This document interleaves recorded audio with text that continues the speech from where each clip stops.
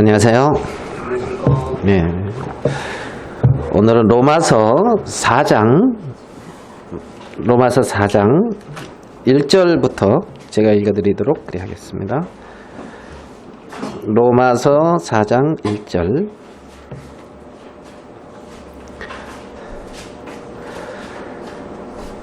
로마서 4장 1절. 그런즉 육신으로 우리 조상된 아브라함이 무엇을 얻었다 하리요? 만일 아브라함이 행위로서 의롭다 하심을 얻었으면 자랑할 것이 있으려니와 하나님 앞에서는 없느니라. 성경이 무엇을 말하느뇨? 아브라함이 하나님을 믿음에 이것이 저에게 의로 여기신 바 되었느니라. 우리 3절까지 짧게 이렇게 읽었습니다.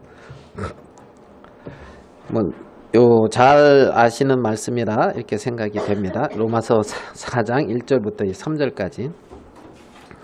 우리가 예배 이렇게 드리면서 이렇게 찬송을 이렇게 몇 곡 불렀는데, 찬송 작사한 사람들 가사도 생각하면서 연대를 이렇게 보니까, 내 주는 강한 성이요. 그래서 마르틴 루터가 이제 했던 거는 한 몇 년쯤에 작사한 것 같아요.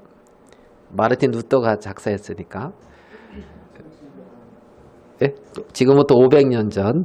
예, 지금부터 500년 전이죠. 그러니까 1517년에 마르틴 루터 종교개혁 했으니까 1500년도에 작시한 찬송가고, 또 보니까 1500년, 1700년, 1800년 이렇게 요렇게 우리가 부른 찬송가가 거의 다 거기에 이렇게 있어요.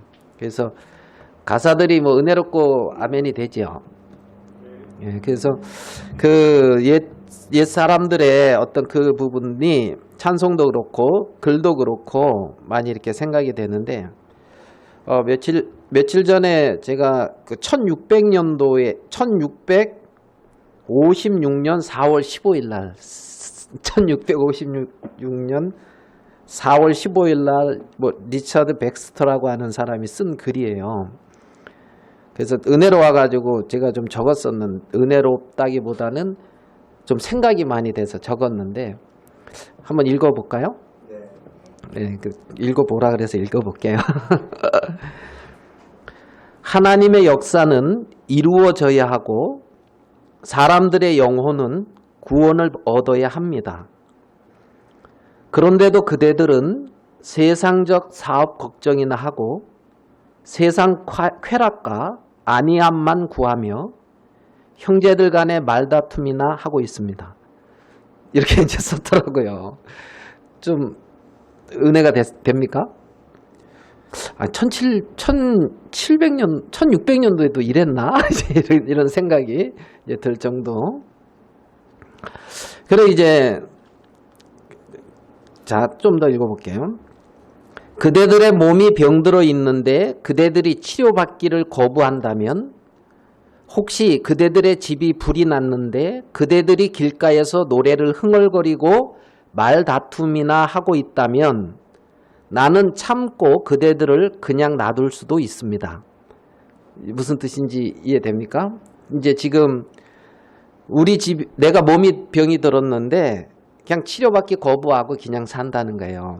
집이 불이 났는데 그냥 길에서 노래 부르고 또 길가의 사람들하고 이제 말다툼만 하고 있는데 불 끌 생각을 안 하고, 그러면 내가 인간적으로는 왜 그렇게 하냐고 그러고 내가 그런 부분들은 얘기는 할 수 있지만 그래도 참을 수는 있다.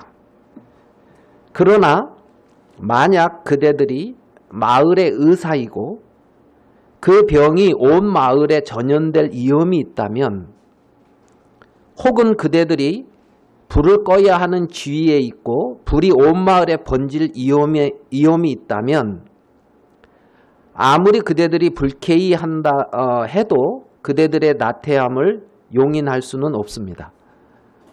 아니, 이 말을 들어보니까 좀 심각해지죠. 지금 네 위치가 어디냐 이거죠. 너희들의 위치, 지금 너는 어떤, 나는 나 자신이 왜 그토록 오랫동안 이렇게 명백하고 훌륭한 사명을 소홀히 했었는지 모르겠습니다. 오랫동안 확신을 갖고 있었지만 어려움에 대한 걱정은 너무 컸던 반면 사명에 대한 걱정은 너무 작았기에 그렇게 오래 일을 수행하지 못했던 것입니다. 이게 지금 마지막으로 내가 그리스도의 모든 신실한 사역자들에게 요청하는 것은 더 이상 지체하지 말고 서로 연합하고 결합하여 주님의 일을 부흥시키기 위해 노력하자는 것과 주님의 교회 안에서 일체와 화합을 유지하자는 것입니다. 1656년 4월 15일 리처드 백스터 이렇게 이제 썼는데 좀 은혜스럽습니까? 예? 이걸 읽으면서 야 1700년도면 사실은 뭐 막 거의 이제 복음 앞에 뭐 이제 저 천주교 막 핍박하고 막 이러고 막 이제 뭐 어려움이 있을 수도 있는 어떤 이런 상황인데 야 그래도 생명 있는 사람들이 가졌던 어떤 그런 마음들은 그때나 뭐 어떤 지금이나 어떤 마음에 그 당시에 그래도 복음의 역사가 굉장히 일어났고 또 하나님이 그렇게 귀하게 일하셨다고 생각이 이제 되어지는데도 이렇게 이제 글을 이렇게 쓴 것들을 이렇게 이제 보면서 그거를 이제 이 시대로 가져와서 이제 나를 이제 비춰보니까 하나님 앞에 이제 생각하고 이제 막 돌아봐야 되고 하는 부분들이 이제 많은 것을 이렇게 이제 볼 수가 있겠더라고요. 오늘은 이 로마서 4장에 있는 말씀을 이렇게 이제 읽어드렸어요. 자, 여기 보면 이제 아브라함이라고 하는 이제 이 사람이 이렇게 나오는데 그렇게 설명을 해요. 그런즉 육신으로 우리 조상된 아브라함이 무엇을 얻었다 하리요. 자, 육신으로 우리 조상된 아브라함이 무엇을 얻었느냐. 이렇게 이제 질문을 하죠. 질문. 그러면 이제 이 로마서 3장과 이제 로마서 4장을 이렇게 이제 연결해서 이제 이런 부분들을 조금 이제 생각을 해보면 지금 이 로마서 3장에서 이 바울이 이제 쭉 글을 이어온 글의 어떤 내용이 뭐냐면 하나님의 은혜로 값없이 의롭게 된다. 이제 이 부분을 이제 막 율법과 이렇게 비교하면서 바울이 이렇게 기록을 하고 있거든요. 하나님의 은혜로 의롭게 되어진다는 어떤 이제 이 부분을 말입니다. 성경에는 의가 두 가지 의가 있어요. 두 가지 의. 기억나십니까? 기억나십니까? 하고 물으면서 제가 기억나는 건 묻지 말고 그냥 하라고 하는 왜 그 기억이 나는 가 모르겠는데 성경에는 두 가지 의가 존재하고 있거든요. 두 가지 의. 그 이제 이 로마서 3장에서 이제 두 가지 의를 이제 얘기할 때에 첫 번째는 율법의 의를 말하고 있어요. 율법의 의. 율법으로 의롭게 되는 거. 율법의 의. 그 다음으로는 이제 믿음으로 의롭게 되는 어떤 하나님의 의를 말하고 있어요. 믿음으로 의롭게 되는. 그러니까 이제 성경에는 의가 여러 개가 있는 게 아니고 두 개예요. 두 개. 율법으로 말미암는 의, 그 다음에 하나님의 의로 말미암는 그 믿음으로 말미암는 의. 그러니까 성경에는 의가 여러 개가 있는 게 아니라 두 가지가 있단 말이에요. 그래서 율법으로 말미암는 의를 다른 말로 말하면 자기의 의 이렇게 표현돼요. 자기의 의. 그 다음에 믿음으로 말미암는 이 의, 이거는 이제 하나님의 의, 믿음의 의, 이렇게 이제 말씀하고 있단 말이에요. 그러면 성경에는 그러니까 인간의 의와 자기의 의, 이거 인간의 의와 하나님의 의. 그래서 인간의 의를 성경에서 조금 구체적으로 파고 들어가면 율법으로 말미암아 의롭게 되어지는 율법의 의, 이렇게 이제 표현을 할 수가 있단 말이에요. 그러면 내가 의를 가지고 있는데 두 가지 중에 한 가지 의를 가지고 있다는 거예요. 율법으로 말미암는 의를 가지고 있던가 하나님의 의를 가지고 있던가. 그러니까 하나님 앞에 설 때에 두 가지 중에 한 가지 의를 가지고 하나님 앞에 나가는 거예요. 하나님의 의와 인간의 의를 합해서 가지고 가는 것이 아니고. 그러면 이 율법의 의, 이 인간의 의, 이거는 행위로 말미암는다 이렇게 표현도 해요. 행위로 말미암는다. 그렇지만 이 하나님의 의는 행위가 아닌 믿음이다 이렇게 이제 말씀하고 있는 거죠. 믿음. 그러니까 행위냐 믿음이냐 율법이냐 복음이냐 은혜냐 뭐 이렇게 인간의 의냐 하나님의 의냐 이렇게 두 가지로 성경은 쫙 이렇게 구분을 하고 있는 것을 우리는 볼 수가 있다는 거죠. 그래서 인간의 의를 추구하고 있는 사람들은 하나님의 의를 가지고 있는 사람들을 늘 핍박을 해요. 늘 거스린단 말이에요. 그게 이제 시작부터 창세기 4장에서부터 창세기 4장에 가인이 아벨을 핍박하잖아요. 가인이 아벨을. 그러면 가인은 땅의 소산으로 인간의 의로 인간의 어떤 행위로 그렇게 나아가는 사람의 그림자고 아벨은 양의 첫 새끼와 그 기름 하나님이 증거하신 그 예물을 믿는 믿음으로 나간 그런 어떤 하나님의 의를 의지한 사람의 이제 그림자고.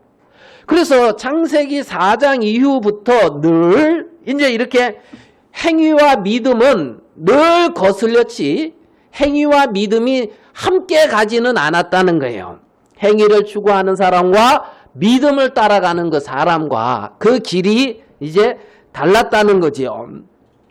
그러니까 사도 바울 시대에 바울이 많은 핍박을 받았는데 핍박을 받게 되어졌을 때에 첫째는 이제 로마라고 하는 어떤 정치적인 세력에 의해서 핍박을 받았다고 볼 수가 있고요. 마지막에 순교당할 때는 어떤 그 정치적인 어떠한 그 이권, 어떤 관계 때문에 그리스도인에 대한 핍박이 왔고 그걸로 인하여 이제 순교를 받았는데 정치적인 어떤 그러한 부분들도 있고 바울이 복음을 전할 때 가장 회방했던 것은 어떤 정치적인 어떤 그런 것이 아니라 바울이 복음을 전할 때마다 바울이 증거하는 하나님의 의를 마음에 거부하게 되는 자기의 의를 세워갔던 사람들, 율법의 어떤 행위에 있던 사람들, 어떤 인간의 의로움을 추구해서 나갔던 그 사람들, 그 당시에 이제 사도행전에 보면 유대인이다 이렇게 표현을 많이 했죠. 유대인은 율법을 가지고 종교적이며 율법에 열심히 있고 하나님에게 열심히 있던 이러한 사람들의 모습이란 말이죠. 그래서 이 바울은 지금 로마서 3장에서 인간이 의롭게 되는 것은 자 우리 한번 볼게요. 로마서 3장 20절 로마서 3장 20절 같이 한번 읽어봅시다. 시작. 그러므로 율법의 행위로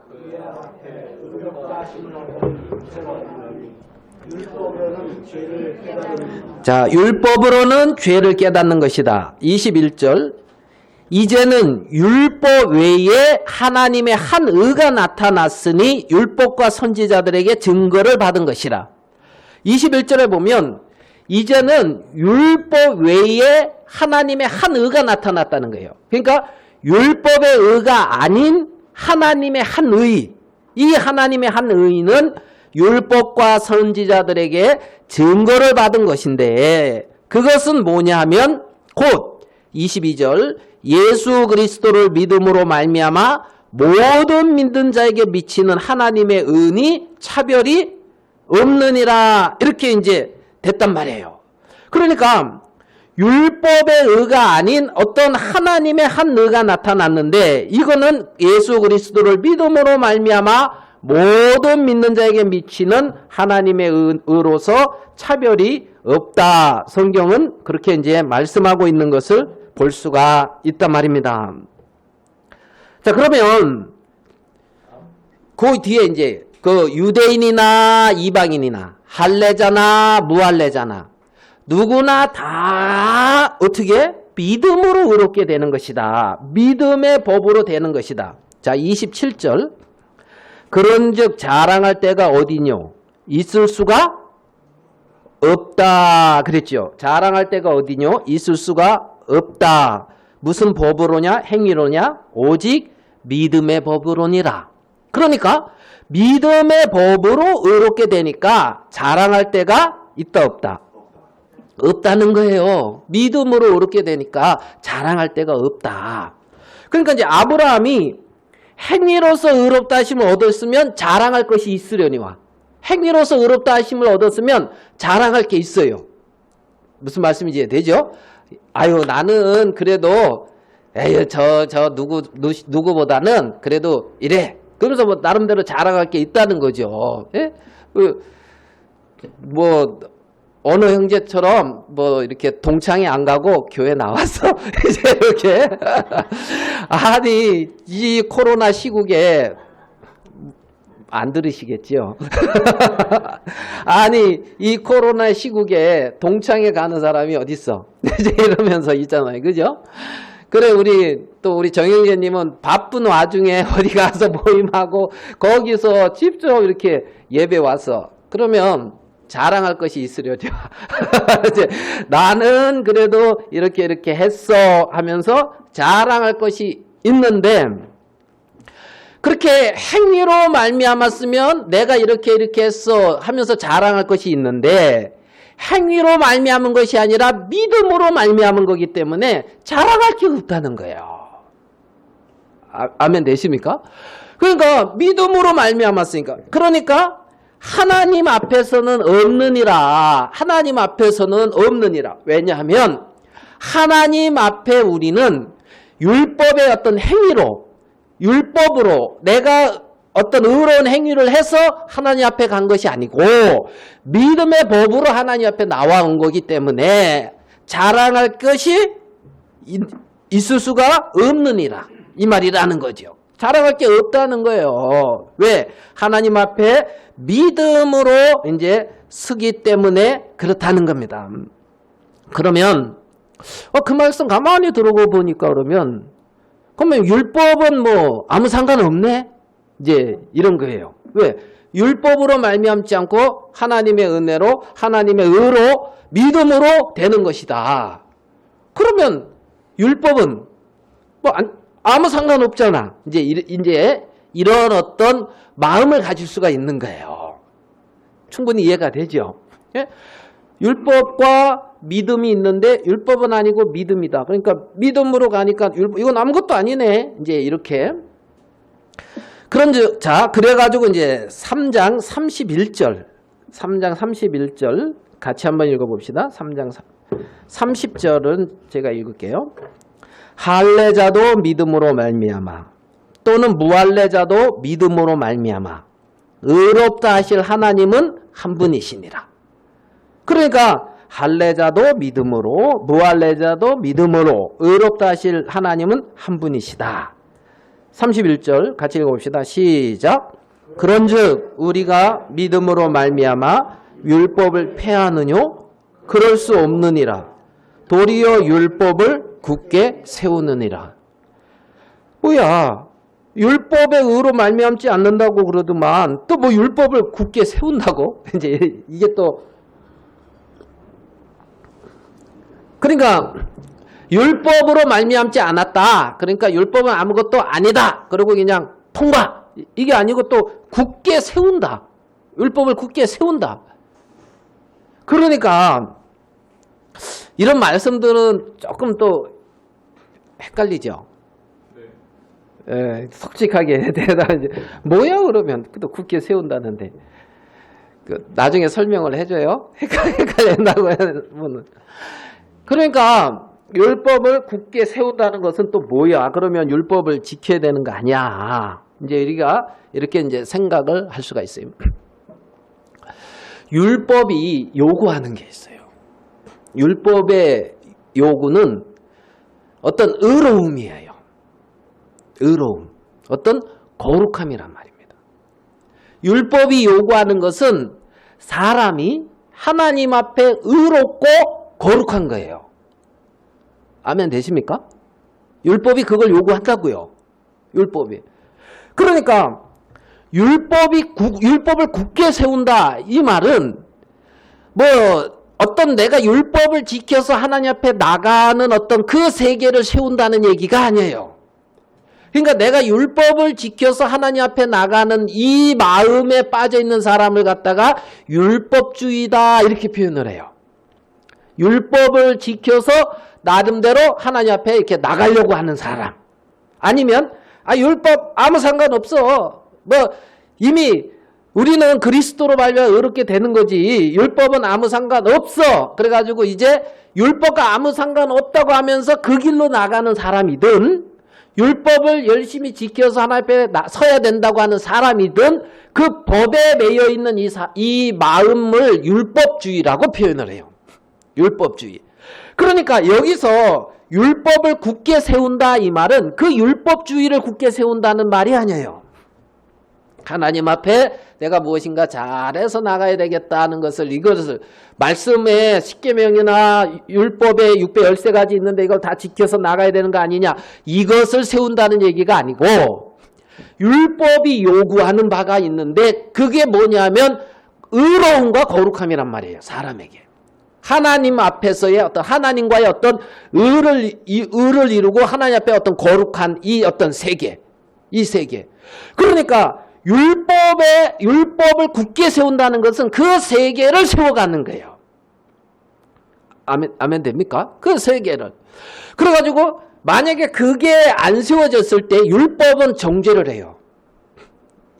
고소를 하고 요구를 해요. 그 죄에 대한 분명한 책임을 지게 한단 말이에요.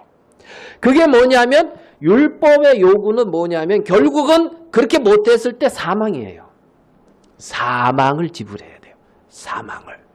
그러니까 율법을 굳게 세우는 것은 그런 어떤 의로움과 거룩한 세계를 세워가면서 그것이 안 되어졌을 때 정확하게 심판하고 사망을 세워간다는 거예요. 그게 법을 굳게 세우는 거란 말입니다. 율법을. 예? 그러니까 요즘은 옛날에 우리나라도 못 살았을 때에 제가 이제 우리 시골에서 이제 고향에 어떤 동네에 어떤 아저씨가 고속도로 순찰대를 했어요. 오토바이 막. 그러니까 멋있잖아요. 멋있는데. 근데 누구라고 바뀔 수는 없고 이제 무슨 얘기를 하냐면 그 장화도 멋있거든요. 장화도. 근데 이렇게 쫙 하고 이제 근무하고 퇴근하며 장화를 벗으면 이 장화에서 있잖아요. 뭐가 많이 나온대요. 뭐가 많이 나오는지 모르지만 여러분 뭐가 많이 나온대 장화에서. 예? 아마 땀 냄새가 많이 나오는가 뭐 여러 나름대로 이제 상상을 해요.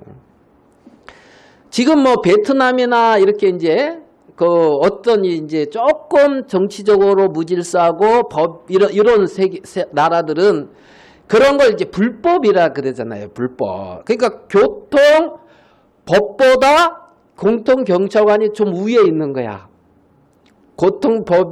법 아래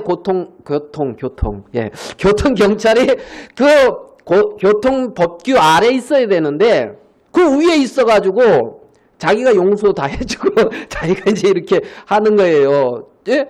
죄의 값을 교통법규가 요구하는 대로 나라에 지불해야 되는데 많이 할인해가지고 자기가 이제 이렇게 그것도 이제 막 이렇게 이제 하고 막 이제 이런 경선 이해되지? 뭔 말인지. 그러니까 이제 그러면 이거는 법을 옳게 집행하는 것이 아니고 의나 거룩이 이루어지는 세계가 아니란 말입니다. 그러니까 여기서 율법을 굳게 세운다 이 말은 하나님이 요구하는 의와 거룩함을 분명하게 그것을 딱 세워놓고 있고 그것이 이루어지지 않을 때는 분명하게 사망이 지불된단 말이에요. 심판이 분명하게 의로운 어떤 심판이 지불된다는 거죠. 지불된다는 거죠.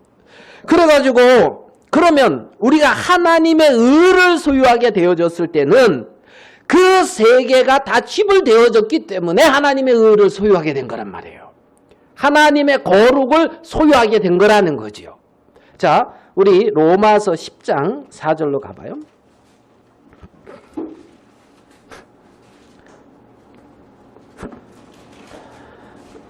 로마서 10장 4절. 이것도 같이 한번 읽어봅시다. 시작.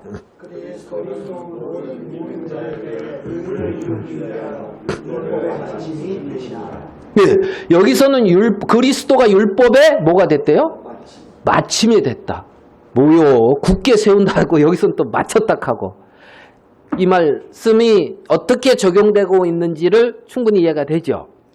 왜요? 모든 믿는 자에게 의를 이루기 위해서 율법의 마침이 됐다 이 말은 율법의 요구인 죄의 값인 사망을 어떤 그 피를 분명하게 지불을 해서 그 부분을 해서 이제 정결케 했다는 거예요. 그래서 해방시켰다는 거죠. 해방시켰다는 거예요. 그러니까 제가 교통법규를 잘 지키는 방법이 두 가지가 있는데 하나는 신호 위반도 안 하고 요즘 뭐 그 어린이 존 있죠. 스쿨 존인가요? 아, 그건 벌금이 또 배로 비싸잖아요. 뭐 그런 것도 안 하고, 예? 근데 그거 저 신경 안 쓰고 가면은 걸릴 것 같더라고요. 제 가방에 하나 있거든요, 그게. 그거 이제 우리 혜진이 엄마가 별로 기뻐할 소식이 아닌데, 예? 시골에 가니까 그게 있어요. 그래서 스쿨존에서 뭐 저기 아마 혜진이 엄마 태워다 주고 오다 그랬나 봐. 그래가 그렇게 해야 덜 혼날 것 같아. 하여간 광주 공설 운동장 그쪽이 거기가 왜 스쿨존인지 모르겠는데 하여간 그러니까 벌금이 엄청 비싸요. 네, 엄청 비싸요. 예? 있어요. 예. 그래서 벌금 냈어요? 7만 원. 저보단 싸네. 냈어요? 자매님이 내줬어요? 어기긴 형제님이 어기고? 그럼 우리 교회에서는 그렇게 하죠. 뭐 형제들은 어기고 자매들은 내주는 걸로. 그래가지고 그래서 이제 그러니까 어겼는데 벌금을 딱 냈으면 이제 우리 강영재님은 잘 지킨 거예요. 이해되죠? 근데 저는 아직 안 내고 가방에 있으니까 저는 아직 잘 지킨 게 아니에요. 예? 아직 그 죄의 어떤 어떤 의가 이루어지지 않았단 말이에요. 거룩이 이루어지지 않았단 말이에요. 근데 이제 그거를 이제 알았으니까 우리 혜진이 엄마가 딱 내주면은 이제 의가 이루어지는 거예요. 이제 거룩이 이루어지고 법규를 잘 지키는 거라는 거예요. 그러니까 한 번도 안 어기는 것이 있고 어겼는데 값을 지불하는 것이 있고 그러면 율법의 마침이 됐다 이 말은 값을 충분하게 지불했다는 거예요. 예수님이. 그래서 하나님과의 어떤 의와 하나님과의 어떤 거룩의 어떤 이 관계가 깨어지지 않고 하나님과 그냥 화목되기에 전혀 부족함이 없도록 그렇게 의와 거룩을 이루어 놨다는 거죠. 예수님이. 그래서 10장 4절에 그리스도는 모든 믿는 자에게 의를 이루기 위하여 율법의 마침이 되시니라. 5절 모세가 기록하되 율법으로 말미암는 의를 행하는 사람은 그 의로 살리라 하였거니와. 여기 보니까 율법으로 말미암는 의가 나오지요. 그러니까 율법으로 말미암는 의로 행하는 사람은 그 의로 산다는 거예요. 율법으로 말미암는 의. 이 율법으로 말미암는 의는 뭐예요? 어떤 자기의 어떤 행위란 말입니다. 자기 행위. 그러니까 자기 행위의 의로움으로 살려고 하는 사람은 하나님과 그 의로 살겠지만은 예수 그리스도는 모든 믿는 자에게 의를 이루기 위해서 율법이 마침이 돼서 이제는 그 율법으로 말미암는 의가 아닌 하나님의 의, 예수 그리스도 안에 있는 그 의와 그 거룩함으로 하나님과 한목되고 하나님 앞에 나아갈 수 있는 그런 사람이 됐다. 이제 이 말씀이라는 거죠. 그런즉 우리가 무슨 말 하니? 우리 육신에 우리 조상된 아브라함이 무엇을 얻었느냐? 너희들이 율법을 자랑하고 할례를 자랑하고 그러는데 할례를 행하고 율법을 지켜서 의롭게 된 것이냐? 그게 아니지 않느냐? 믿음으로 의롭게 된 것이다. 예수 그리스도는 그렇게 율법에 마침이 됐다. 그렇다고 우리가 율법을 무시하는 건 아니다. 율법을 굳게 세우는데 율법이 요구하는 것은 하나님과의 어떤 의로움과 거룩함이다. 그것이 안 되어지지 않느냐? 안 되어지. 너희들은. 근데 우리는 예수 그리스도가 그걸 다 이루어서 그 의를 가지고 이제 하나님과의 어떤 의의 관계, 하나님과의 어떤 거룩의 관계, 언제든지 하나님과 화목하고 하나님과 나아갈 수 있도록 이렇게 길을 열어 놓았다. 지금 이 말씀이라는 거예요. 이 말씀. 그래서 만약 아브라함이 행위로서 의롭다 하심을 얻었으면 자랑할 것이 있으려니와 하나님 앞에서는 없다. 왜요? 하나님에는 믿음의 법으로 의롭다함을 얻은 거기 때문에 그렇단 말이죠. 그러면서 성경이 무엇을 말하느냐?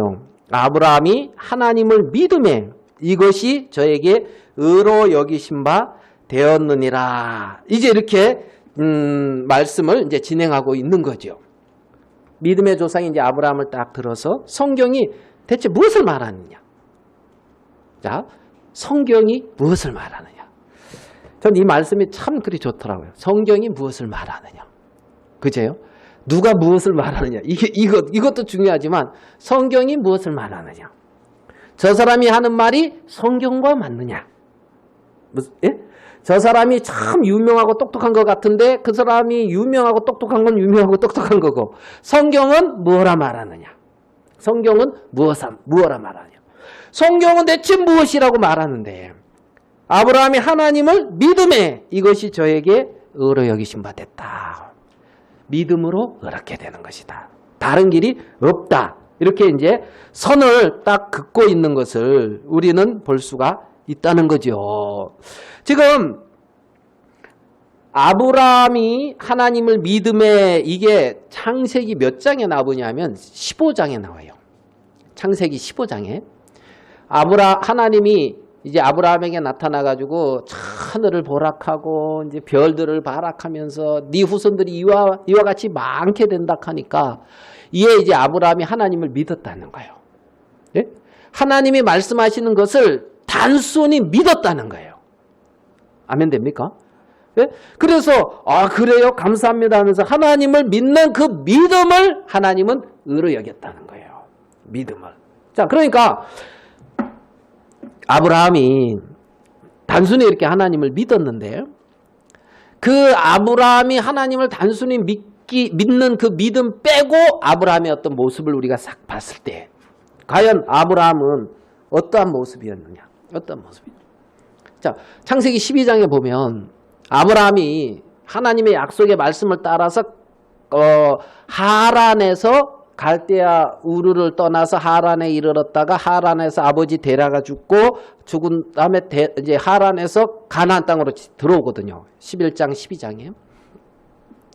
그래서 이제 거기서 이제 뭐 탁 단을 쌓고 하나님 앞에 제사 드리는 것 같더만은 이렇게 해가지고 어디로 갔어요? 애굽으로 내려갔어요. 왜? 기근이 떡 들으니까. 그래서 애굽에 내려가가지고 한 일이 뭐예요? 예?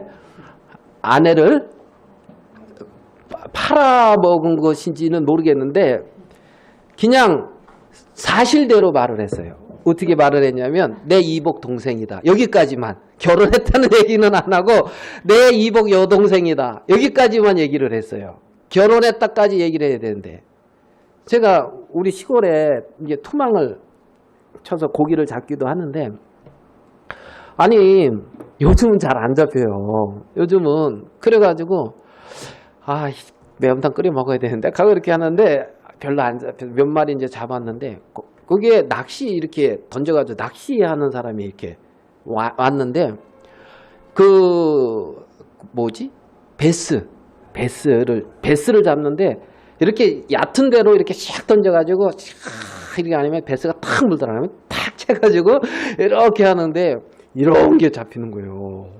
그래서 얼마나 야 이젠 투망 말고 저걸 해야 되겠다 이제 마음이 이렇게 이제 움직이더라고요. 그들만 이게 자꾸 사진을 이제 둘이 왔는데 탁 찍고 버릴라 그러는 거 이걸. 잠깐 그래가지고 그거 버릴라 그러자니까 버릴라 그런대요. 아 그거 버릴 거면 놔달라고. 나는 그게 못 잡아서 문제니까. 그래가지고 그러면 가지시라 하면서 탁 떼가지고 이렇게 주더라고요. 그러니까 낚시로 잡은 거니까 엄청 커요. 투망에는 너무 큰 놈은 이게 안 걸리고 빠져나가던데 커요. 그래가지고 이제 나 투망 칠 생각 안 하고 이제 그 사람들만 쳐다보고 있는 거예요. 잡나 못 잡나. 그러니까 또 조금 있다가 또 탁 잡더라고요. 그래서 큰 놈 2마리. 이놈이면 됐다 싶어가지고 이제 2마리 떡 통에 떠가지고 이렇게 오니까 되게 무거워요. 큰 놈 2마리. 그래가지고 이제 집에 오니까 우리 보면 이야 어떻게 이렇게 큰 거 잡았냐고 그래가지고 이게 크다고 내가 투망쳐서 잡았다는 얘기는 안 했어요. 큰 거 잡았다 하면서 그냥 와가지고 딱 이렇게 부엌에서 이제 사진을 딱 찍어가지고 우리 카톡에 올렸어요. 그때만은 이제 삼척에 살고 있는 동생이 큰 고기를 형이 다 잡는다 하고 뭐 이제 뭐 어떻게 이렇게 큰 것을 투망으로 잡았냐 하고 그래. 난 아무 말도 안 했어요. 그냥 가만히 있었을 뿐이에요. 가만히. 그래가지고 야 투망으로 큰 고기 잡았다 하고 그냥 가만히. 그 거짓말 한 거예요 안 한 거예요? 난 가만히 그냥 있었어요. 아무 말 안 하고. 그러다가 이제 뭐 전화 통화를 하다가 우리 이제 혜진이 엄마 이제 사실은 그거 투망으로 잡은 게 아니라 이렇게 잡은 거야. 그러니까 들리는 소리가 사기꾼이라 그러더라고. 그래가지고 내가 뭔 사기 쳤는데? 그거를 왜 저 낚시를 잡은 거라고 말을 안 하냐는 거예요. 그걸 내가 왜 말을 해야 되는데? 내가 말하고 싶을 때 하면 되지. 그래가지고 나는 절대 사기꾼이 아니다. 왜? 내가 투망으로 잡았다는 말을 한마디도 한 적이 없다.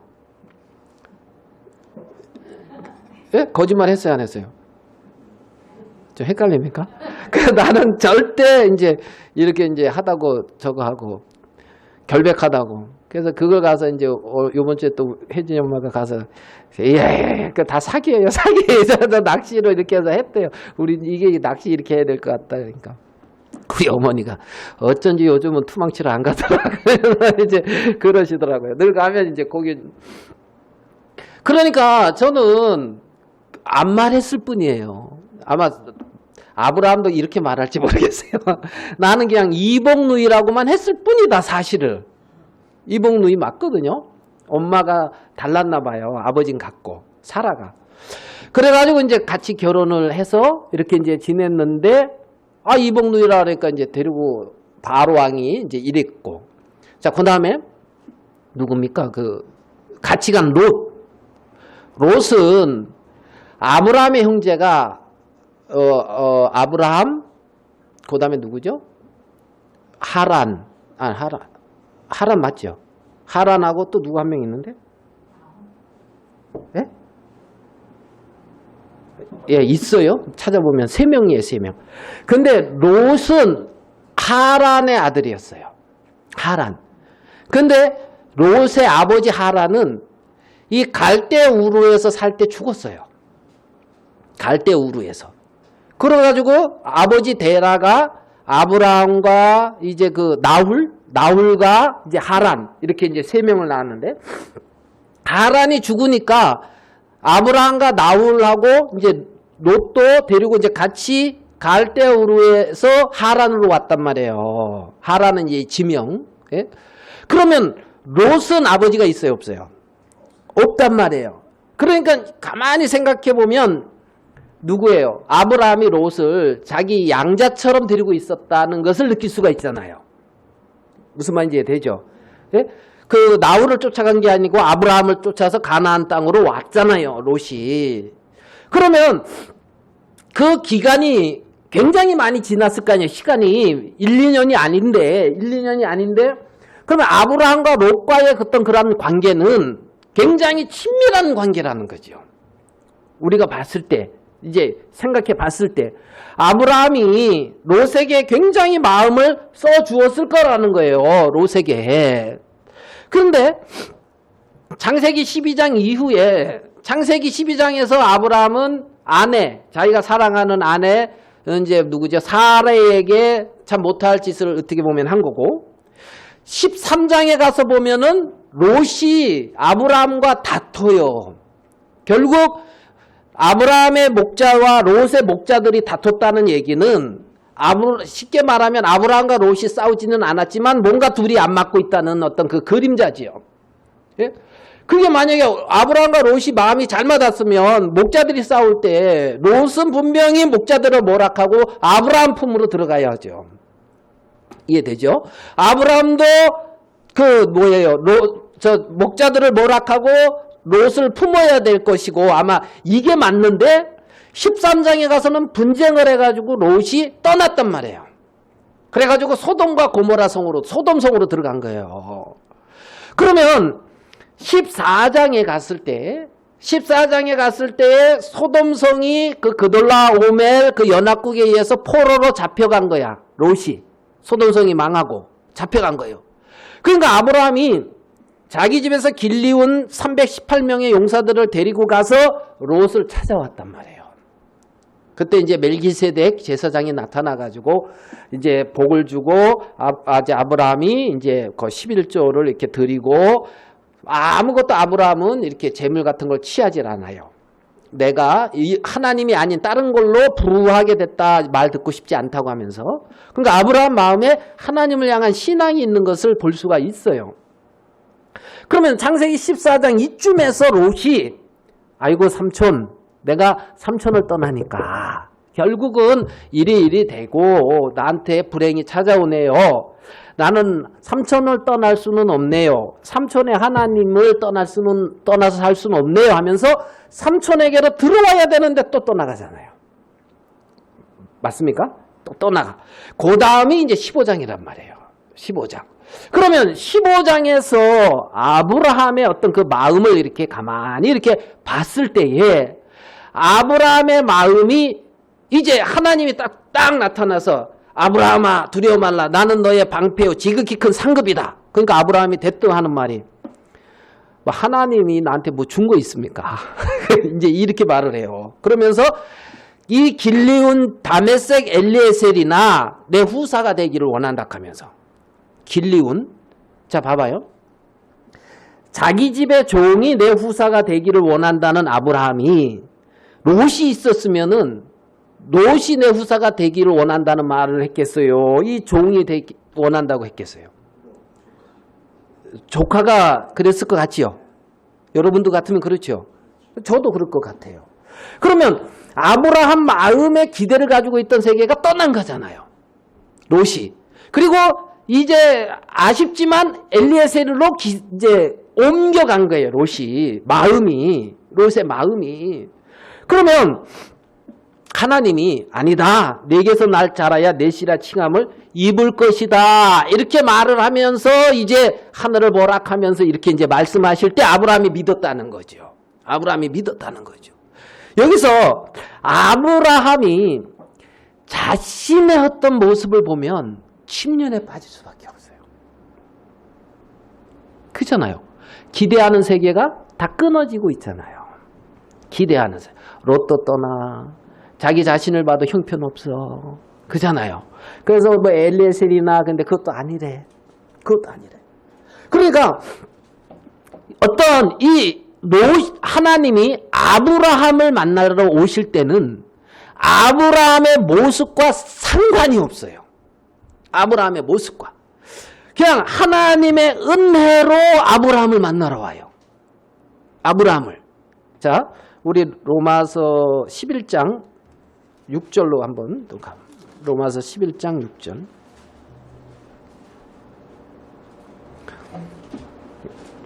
로마서 11장 6절 같이 한번 읽어볼게요. 11장 6절 시작. 만일 은혜로 된 것이면 행위로 말미암지 아니하니 그렇지 않으면 은혜가 되지 못하느니라. 자, 은혜로 된 것이면 행위로 말미암지 않는다. 그러니까 아브라함이 믿음의 조상이 되고 의를 이룬 것이 은혜로 된 것이면 아브라함의 어떤 행위와는 상관이 없다는 거지요. 행위로 말미암지 않음이니 그렇지 않으면 은혜가 은혜되지 못하느니라. 은혜가 은혜되지 못하느니라. 그러니까 아브라함에게 하나님은 뭐로 대했냐면 은혜로 대했어요. 아브라함에게 하나님은 은혜로 대했고 약속으로 대했어요. 그리고 아브라함은 하나님에게 믿음으로 응답한 거예요. 믿음으로 응답한 거예요. 그러니까 하나님과 어떤 이 아브라함의 어떤 행위가 온전하고 행위가 의롭게 되어져서 의가 되어진 게 아니잖아요. 의가 되어요. 그러면 하나님 앞에 섰을 때 하나님은 아브라함에게 은혜로 오시듯이 우리에게도 예수 그리스도 안에서 찾아온단 말이에요. 그리스도 안에서. 하나님의 은혜로 찾아온다는 거죠. 그리스도 안에서 찾아온다는 거예요. 우리의 어떤 행위와 상관없이 정말 율법을 굳게 세운다고 하는 그 하나님이 그리스도로 말미암아 율법을 마쳤다고 했잖아요. 예? 행위로 말미암지 않는 그 세계 안에서 우리에게 찾아오고 있다는 거죠. 그리스도 안에서. 그리스도 안에서. 그러니까 그리스도로 말미암아 우리에게 오시고 우리는 믿음으로 하나님에게 응답할 수 있는 거예요. 믿음으로 나에게 의롭게 보시고 나를 거룩하게 보시고 그 거룩함 속에서 하나님과 화목을 이룰 수가 있다는 거죠. 있다는 거죠. 그게 이제 우리의 실질적인 신분이라는 거예요. 하나님 앞에 우리의 신분. 이거는 행위와 상관이 없어요. 그러니까 창세기 15장에서 아브라함이 그렇게 의롭다함을 얻고 나서 16장에서 바로 한 게 하갈 취해서 자식 난 거예요. 하갈 취해서 자식 난 거. 아브라함의 행위가 의롭다함을 얻었다고 해서 바로 온전해지지는 않았다는 거예요. 바로. 그렇다고 하나님의 은혜가 폐해진 것은 아니라는 거죠. 시간이 지나면서 아브라함이 100세나 돼가지고 자기 몸이 기대할 게 아무것도 없어요. 자기를 기대할 만한 것이 아무것도 없어요. 그래도 믿음이 약하여지지 않았다는 거죠. 그렇게 해서 난 게 이삭이란 말이에요. 이삭. 그러니까 아브라함의 모습과 상관없이 약속으로 주어진 세계라는 거지요. 약속으로 주어진 세계. 내 모습과 상관없이 그리스도 안에서 주어지는 세계라는 거죠. 주님의 세계는. 주님의 세계는. 그리스도 안에서. 그렇기 때문에 하나님은 우리를 향하여 후회를 하신다든가 우리를 문제를 삼으신다든가 하나님은 그렇지를 않는다는 거예요. 자, 우리 로마서 한 구절 더 11장 자 29절 11장 29절 같이 한번 읽어봅시다. 11장 29절 시작. 하나님의 은사와 부르심에는 후회하심이 자 하나님의 은사와 하나님의 부르심에는 후회가 있다 없다? 없다는 거예요. 성경은. 하나님이 나를 부르고 후회한 적이 없다. 그럼 하나님이 경선이를 부르고 후회한 적이 없다는 거예요. 없다는 거예요. 아브라함은 자기 신세 한탄한 적이 있을 법할 것 같아요. 내가 이게 안 나왔으니까 모르겠는데, 그죠? 예? 그 다음에 있잖아요. 21장에서 그 이삭을 낳는데 20장에 가서 있잖아요. 또 아비멜렉이라고 하는 다른 왕한테 자기 여동생 부인 사라를 또 여동생이라고 그러면서 또 이렇게 창세기 12장에서 했던 일을 또 하거든. 무슨 말씀인지 이해되죠? 그렇게 하고 자부심을 가졌을까요? 나는 성경에 나처럼 한 사람 있으면 나와보라 그래. 2번이나 이렇게 해본 사람이 있으면 나와보라 그래. 이러면서 자부심을 가졌을까요? 아니잖아요. 그러면 아브라함은 한탄할 수 있었는데 하나님은 후회하셨나요? 하나님은 후회 안 했다는 거예요. 하나님의 은사와 부르심에는 후회하심이 없느니라. 없느니라. 아, 그러면 막 살아도 되겠네. 이게 아니에요. 그러면 율법은 상관없네. 굳게 세운다 그랬잖아요. 굳게 세운다 그랬잖아요. 예? 그리고 예수 그리스도 율법의 마침이 됐다 그랬잖아요. 율법의 마침. 자신을 그리스도와 함께 십자가에 못 박는 거죠. 아, 이래서 그리스도가 나를 위해서 돌아가셨구나. 그렇기 때문에 내게는 그리스도의 생명이 끊임없이 역사해야 되는구나. 내게는 기대할 것이 없구나. 하나님은 그리스도 안에서 우리를 찾아오신 것이지 우리의 어떤 행위 속에서 우리를 찾아온 게 아니라는 거예요. 아니라는 거예요. 예? 그러면서 우리의 어떤 신분이 하나님 앞에 서기에 전혀 부족함이 없고 하나님의 자녀로서 문제 삼을 것이 1%도 없단 말이에요. 하나도 없어요. 다만 영으로서 하나님의 자녀로서 올바르게 성숙하고 자라가느냐 아니면은 아직 그것이 미숙하냐 이 차이는 있겠죠. 이 차이는. 그렇지만 하나님이 네가 이런 것 때문에 문제가 되고 하나님이 나를 못 저가고 뭐 이런 것은 아니라는 거예요. 왜요? 그리스도 안에서 우리를 만나고 있기 때문에. 성경이 무엇을 말하느냐?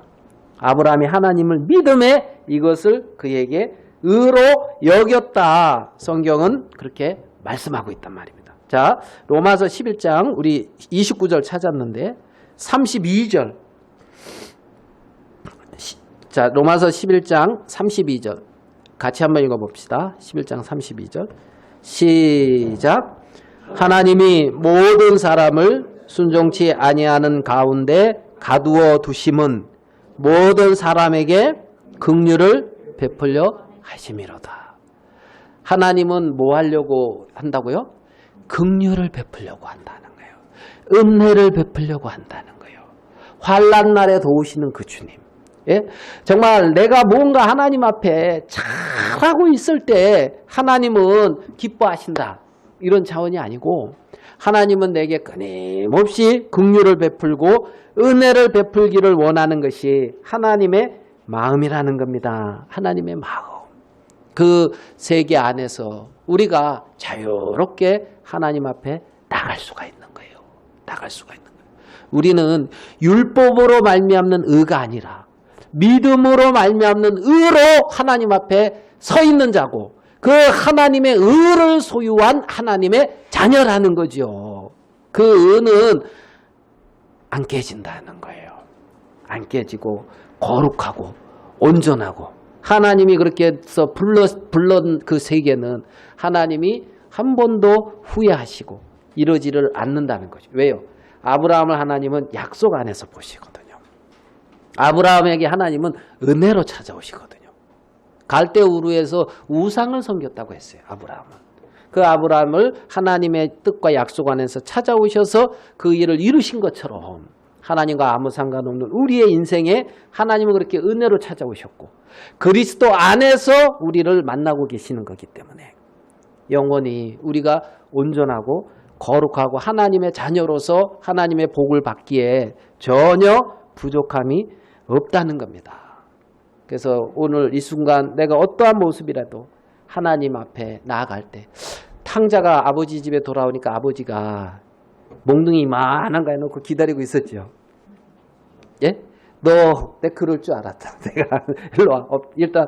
일단 계산부터 하자. 엎드려. 그래서 이제 팍 경선이 아빠 생각나냐? 팍 계산부터 하자고 이제 팍 그 스파르타식으로 이제 옆에서 보면 키우는 것 같더라고요. 제가 봤을 때. 와, 엎드려. 팍팍 이제. 아버지는 그런 게 아니라 송아지를 잡고 좋은 옷을 준비하고 가락지를 준비해 놓고 신발도 준비해 놓고 즐거워하고 기뻐하고 내 사랑하는 아들이다. 이렇게 말씀하고 있는 것을 우리는 볼 수가 있다란 말입니다. 그것이 하나님의 마음이라는 거죠. 우리를 향한. 그 하나님을 우리가 아버지라 부르고 있고 그 하나님의 사랑에서 끊을 수 있는 게 아무것도 없다는 겁니다. 기도 한번 하겠습니다. 하나님 아버지, 성경이 무엇을 말하느뇨? 아브라함이 하나님을 믿음에 이것을 의로 여기셨다고 했던 것처럼 동일하게 믿음으로 말미암는 하나님의 의를 우리 가운데 허락해 주셨고 정말 하나님의 거룩함이 우리 주 예수 그리스도 안에 있어서 또 그리스도 안에 우리가 거하게 하셔서 그 의와 거룩함으로 남은 삶을 살 수 있는 복을 주신 걸 인하여 감사합니다. 살아계신 주께서 끊임없이 당신의 생명으로 우리 가운데 아름답게 나타나시고 하나님 당신이 홀로 영광을 거두시게 되기를 바랍니다. 하나님께서 우리의 생애를 그리스도 안에 두셨기 때문에 그리스도 안에 영원한 생명 안에서 우리가 늘 주님 안에 발견되어지고 하나님이 우리를 통하여 하시고자 하는 귀한 일들을 이루실 때에 아브라함에게 이삭을 낳고 그렇게 하나님의 뜻과 섭리를 이루셨던 것처럼 당신의 뜻을 이루실 때 우리를 사용해 주시게 되기를 바라고 하나님께서 우리를 통하여 영광을 거두시게 되기를 바랍니다. 하나님의 능력의 손길에 모든 것을 부탁합니다. 우리 주 예수님의 이름으로 기도하였습니다. 아멘.